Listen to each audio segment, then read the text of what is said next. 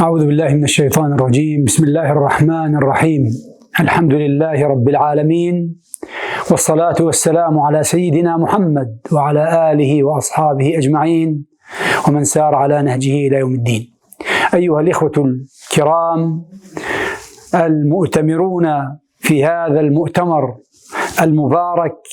الذي يعبر عن الوفاء الذي أنتم أهله لفقيد الأمة الشيخ الإمام يوسف القرضاوي رحمه الله تعالى، عن حياته وخدماته الدعوية وعلمه وتبنيه لقضايا الأمة رحمه الله تعالى. فجزاكم الله خيرا.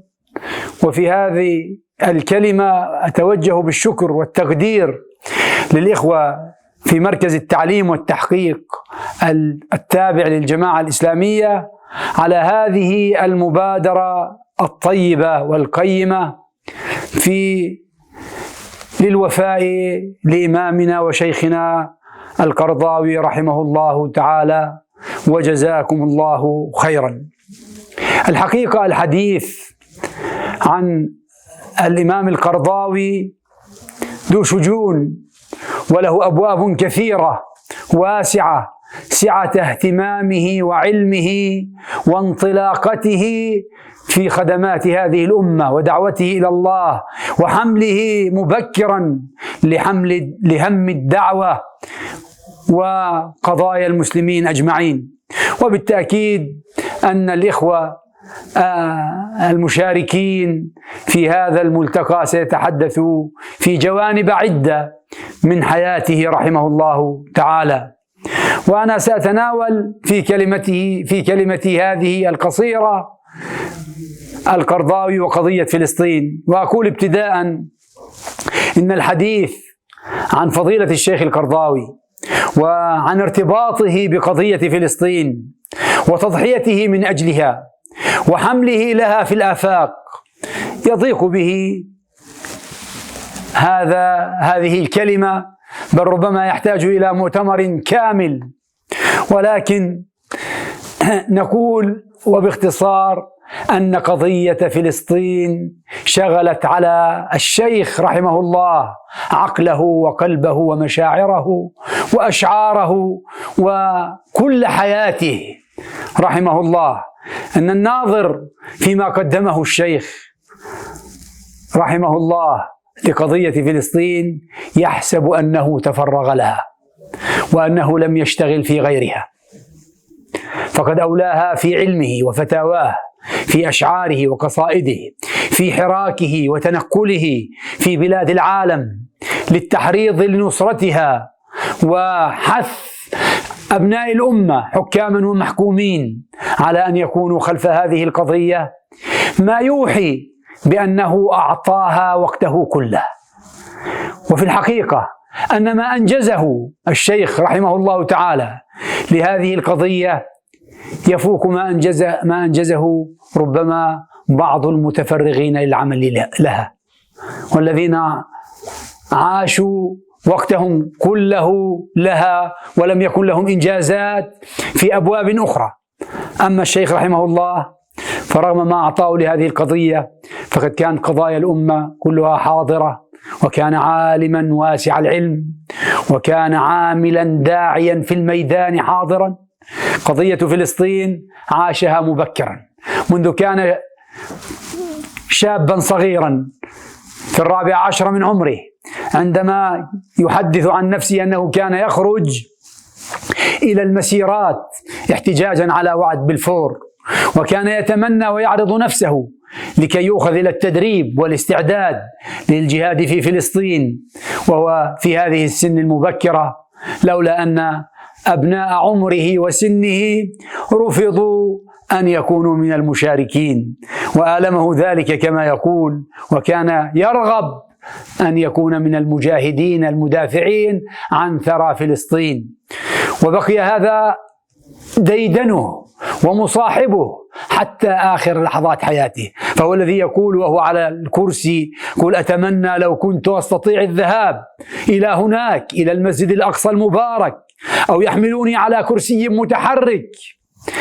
لأشارك في الجهاد ثم تأتيني طلقة تفصل هذا الرأس عن هذا الجسد ليكون ذلك في سبيل الله. فهذه إحدى أمنيات الشيخ رحمه الله تعالى.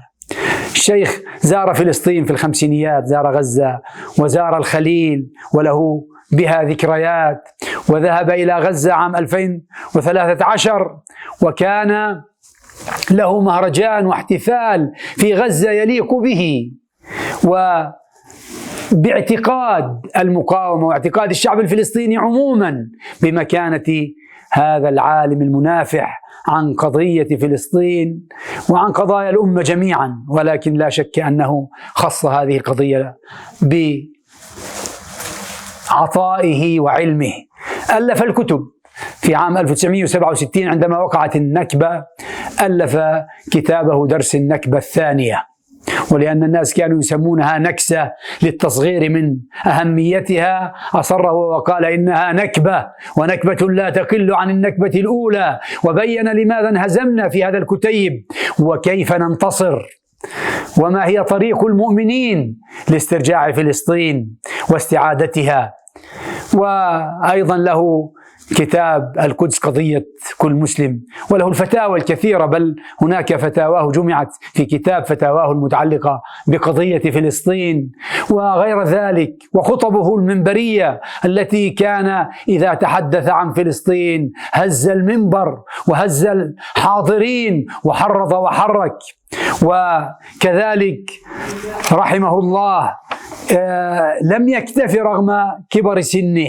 ورغم كثرة همومه واشتغاله بالعلم والدعوة معا، لم يكن نظريا في شأن قضية فلسطين فقط، بل كان ميدانيا،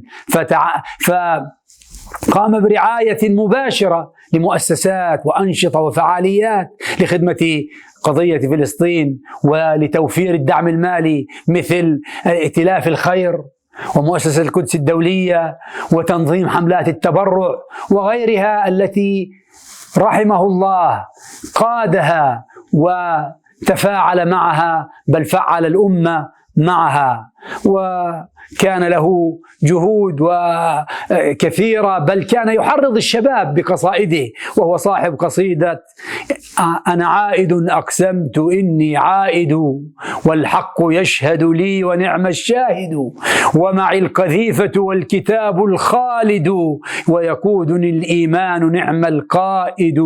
لغة الدمى لغتي وليس سوى الدمى أنا عن فنون القول أغلقت الفما، إلى آخره من القصائد المحرضة والمحركة والفاعلة التي قاد بها جموع الشباب للنصرة هذه القضية بما أوتي من إمكانيات رحمه الله. ولما سار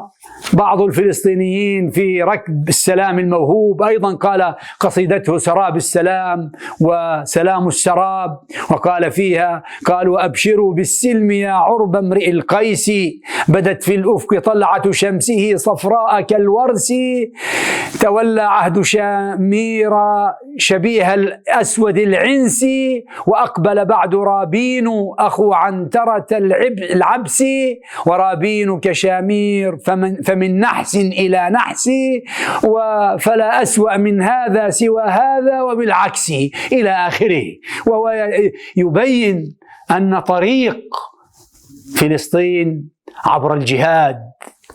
وضحى الشيخ وربما منع من الدخول إلى بلاد وحورب في سبيل حمله لهذه القضية ودفاعه عنها. وأنا أقول حتى لا أطيل الحديث أن بفقد الشيخ القرضاوي رحمه الله فقدته الأمة جميعا عامة، وفلسطين خاصة فقدت علما من أعلامها، مجاهدا كبيرا من مجاهديها، عالما مؤصلا لهذه القضية، عاملا